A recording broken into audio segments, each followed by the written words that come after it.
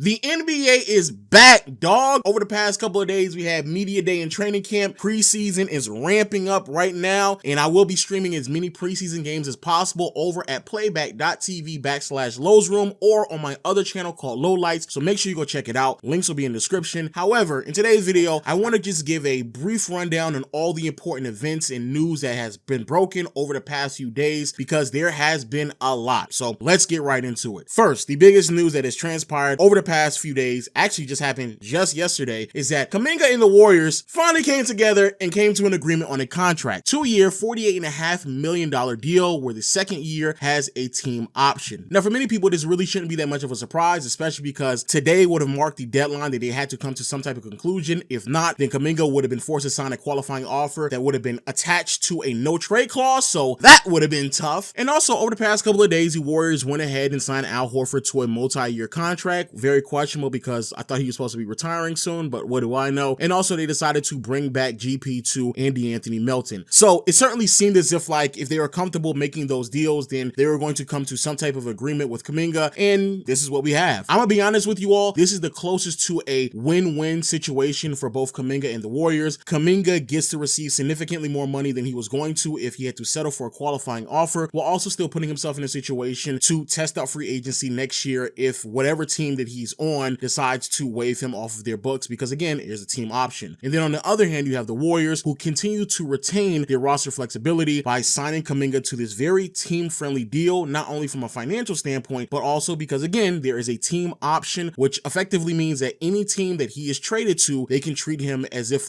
he is on an expiring contract and just get him off their books. And the reason why I'm speaking about this as if Kuminga is going to be traded, it's because every article that I have read comes across as if that's the Warriors' plan. So congrats to Kuminga. Warrior fans, who knows what you're going to get in a couple of months, but we will see. Now, the other big news came out of LA, and no, it wasn't the Lakers, it was the Clippers. Now, I'm not going to go into any deep details about those allegations. We made an entire video talking about it, so make sure you go check it out. But just briefly, Steve Ballmer is being accused to using a company called Aspiration to circumvent the salary cap to pay Kawhi Leonard under the table nearly $50 million. And Kawhi, for the first time this entire summer, finally gets the opportunity to respond. Now, I'm gonna be honest with you, my expectations weren't that high because Kawhi doesn't really talk that much, and also journalism in the NBA is completely dead. And unfortunately, my expectations were met because Kawhi don't really say much and the reporters didn't really ask much. However, there are two bits of information that was a little bit important from the interaction. First, that Kawhi claimed that he is fully aware what was in his contract. So for any people out there who are conspiracy theories that believe that Uncle Dennis was the one who was pulling everything and Kawhi was just completely unaware and that's the reason why he didn't do anything to endorse Aspiration, no. I understand that full contract and the services that I had to do. And the second big takeaway is that it was reported that Kawhi was still owed $7 million after the company filed for bankruptcy. However, Kawhi claimed that he's owed more than just $7 million. Now, for people out there who aren't following everything that's going on, it was more than just $28 million in cash that Kawhi was supposed to receive. And from that $28 million, the $7 million figure comes from the last year of the deal that he is still owed. It's also reported that he is owed $20 million in stock options as well. So keep that in mind. And I have a hunch that that's what he's referring to when he claims that he is owed more than $7 million. But outside of that, Kawhi didn't really give us much. But who did give us a lot and a great performance was the Clippers GM, Lawrence Frank, as he came to the podium with a prepared statement that was so heart-filled and really just tugged on my emotional strings, claiming that Steve Ballmer and the Clippers are nothing more but victims of a scam just like everybody else was. Now, while he's doing this, two things are occurring. First, Ramona Shelburne, one of the very few reporters who actually had balls to ask a relevant question, just positioned him and said, hey man, has Dennis Robinson, Kawhi's uncle, ever asked for any extra benefits that wouldn't be allowable under the NBA salary cap directly to you? There's been a lot coming out about his asks. Yeah, look, Dennis knows the rules, Kawhi knows the rules, Mitch Franco knows the rules, and we know the rules. Is that a yes or a no, though? Yes, we all know the rules.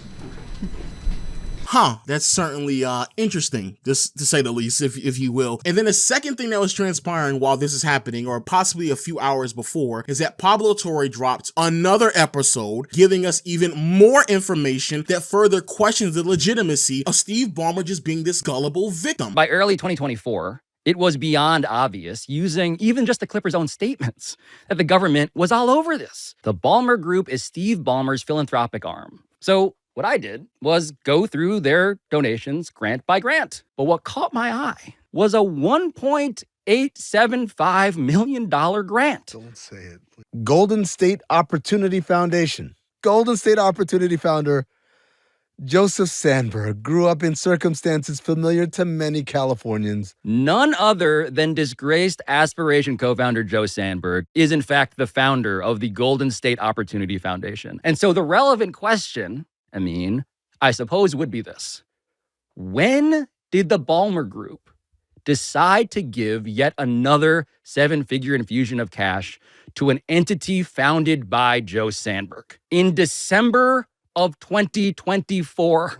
Now, I may have been born at night, but it wasn't last night. I'm gonna keep it a bean with you. If I'm going to play the victim card, if I'm going to play the naive, gullible person that I just got scammed, at what point do you stop putting money into the hands of the person that's scamming you? And then you still want us to believe that you're not aware of what's going on. And even if we don't want to believe that he was aware, at some point you have to believe that you're just directly funding what Joe Sandberg is doing so Kawhi can continue to get paid, despite the fact that the company at that point had completely and utterly failed. We're talking about as recent as late last year. Like, dog, like, what are we doing right now? But hey, that's just me. Moving on to more news, shout out to both Kyrie Irving and Jason Tatum. Over the past few days, it's been revealed that their rehab process has been going very smoothly. Both players have been on the court, shooting the basketball, being active, and both of them look really, really great. Now, to be fair, these are snippets of what they've been able to do, but I was very surprised to see Tatum look as fluid as he did on the floor after an Achilles injury. I was actually blown away. This happened just a few months ago. I did a little bit more digging. Many people are claiming that with modern medicine and science that this is going to be a bit more common. However, it doesn't necessarily mean that he will be back by this season. And if anything, I certainly say keep it sidelined. I just don't think that Tatum specifically, as well as Tyrese Halliburton and Damian Lillard, they don't need to rush themselves back on the floor. They got hurt late in the season, in the postseason, so I wouldn't expect him to come back. Kyrie Irving is a little bit of a different story. However, he has openly stated to not consistently badger him with questions about when he's going to come back. He will return on his own pace, but it looks as if like he's made a lot of progress. Klay Thompson claimed that, hey man, if he's 100% healthy or even 80%, that they have a very legitimate chance of winning a championship. He's supposed to say that. I don't agree with him because that roster isn't complete, but hey, that's just me. Staying in Dallas, more news broke. Anthony Davis for the rest of his career is going to have to wear protective eyewear due to the injury that he sustained late in the season when Daniel Gafford bumped him in his eye. So that sucks. Going to look like Horace Grant and Kareem for the rest of his time in the NBA. Also, Derek Lively allegedly grew from 7'1" to 7'3". That's crazy. Also, Wemby grew from I think it was 7'3" to 7'4". That's crazy. I didn't believe that news until I actually saw a picture of him standing next to Rachel Domina in his rookie season. Rachel Domina's forehead is on par with the number 1 on his jersey. Here we are this season, and it is very clear that he has grown. It is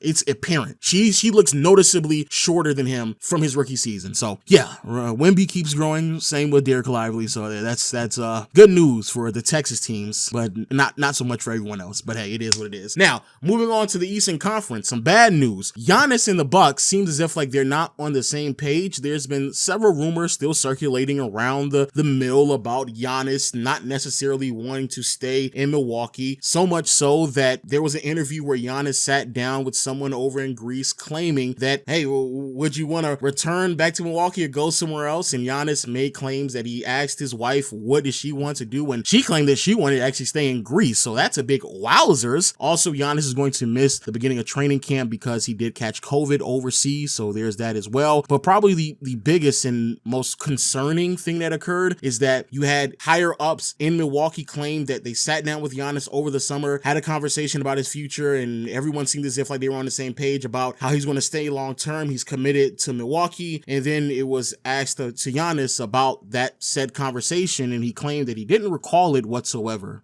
So there's that sucks. Also in Milwaukee, Miles Turner had some very spicy side comments to Indiana and how he wasn't desired there, and how now in Milwaukee he just loves it because everybody really wants him here, despite the fact that he has not played a single game yet for the Bucks. Interesting. Now moving over to Denver, because I think this is a really good transition. The Bucks and Giannis don't seem to be on the same page, but Jokic and the Nuggets seem like they are. There were big questions about why Jokic didn't sign a contract extension during the offseason. However, in an interview, he completely dispelled any notion about him potentially departing for the Nuggets anytime soon, and he showed some interest of being a Denver Nugget for the rest of his NBA career. My plan is to leave Nuggets forever, So if you're the Nuggets, that's great news. If you're any other team in the NBA that is trying to position this idea of, hey man, we're going to get Jokic in another year or two, not so much. Doesn't seem as if like he's frustrated with what's going on in Denver enough for him to demand a trade. So there's that. Now, speaking of demands potentially not being met, we now move over back to LA, this time with the Lakers, and there was some conversation being set around LeBron, the Lakers, and their relationship. Claims that LeBron and his team was looking for a contract extension this summer. However, the Lakers were unable to fulfill it. Now, for most people like myself, this really isn't that much of a surprise. We kind of had hints of this throughout the summer. It's very clear that the Lakers are moving in a direction that will be very favorable to Luka and building around him. And if LeBron isn't willing to be flexible enough to help the Lakers in that process by taking a pay cut, I just don't see why anybody would ever want to give LeBron a max contract at this stage of his career. Again, especially for a team that is moving in a younger direction. But besides that, Lakers Media Day was really great. JJ Redick received a contract extension. Austin Reeves talked about this idea of living up to an all-star potential, but wanted to do so for a winning team and not a losing one. So that's pretty optimistic if you're a Laker fan. And also, LeBron teased the idea of retiring sometime soon and doesn't want to wait on Bryce, his younger son, to enter the NBA because he doesn't want to operate at his pace. So there's that. Oh yeah, injuries. I mean, injuries galore. Bradley Beal dealt with an injury during the offseason. Same with Bogdanovic for the Clippers. So there's that. Kawhi was healthy, so that's a good news if you're the Clippers preparing for this upcoming season. The Sixers, my goodness, injuries galore. Still no timetable for Embiid. Paul George is not going to be available in the beginning part of training camp. Jared McCain suffered another injury to where he had to go through surgery, so he's not going to be available either. So the Sixers seem as if like they're just picking right off from last year, which isn't a great sign. And then out in New York, despite going through surgery, Josh Hart still does not believe that he's 100% healthy. I believe it's like his right thumb, if I'm not mistaken. But yes, he had surgery, still doesn't feel 100% healthy and comfortable, but we're too deep into the year for him to have another surgery, which would effectively keep him sidelined for large portions of the regular season. So he's just about to go into the year not being 100%. Claims that this really shouldn't be too detrimental to his play. He was dealing with the same level of discomfort last year, so he does know how to manage it, but it is unfortunate that he had a surgery and still didn't fix a problem. So there's that. And finally, for some random news, I'm not 100% sure on how valid this reporting is or this rumor, but there are some claims to look out for LaMelo Ball and the Hornets to potentially part ways if this upcoming season doesn't go swimmingly. The Hornets, since they drafted Melo, has not been a good team. It's been pretty consistently bad out there in Charlotte. And part of the reason why, honestly, despite the gaudy numbers, is Melo's inability to stay available. Last year, he only played 47 games. The year before that, 22. The year before that, 36. And so if Melo's not going to be available, and even when he's on the floor, he's not efficient enough as a volume scorer, and obviously isn't the defender either. So there's a lot of questions on his future out in Charlotte. Now, I'm not going to sit here and say that this is definitive, but it is something to keep your eye on, and it wouldn't surprise me at all if the Hornets decide to cut ties with Melo, because this has been dragging on for 3, potentially going on 4 years if he, again, does not play at least 50 to 60 plus games. So that's going to be very interesting to follow. But outside of that, nothing else really much to report except for older players looking extremely washed. The ones that you probably grew up watching and fell in love with basketball with some of these players. Boy, oh boy, it's time to call it a career. Chris Paul, just cut it off, dog. Get the baldy. I don't know what you're lining up. It's done. You're 40. It's okay. Kevin Love in a Utah Jazz jersey. Yuck. Kyle Lowry putting the ball on his shoulder. My goodness. Don't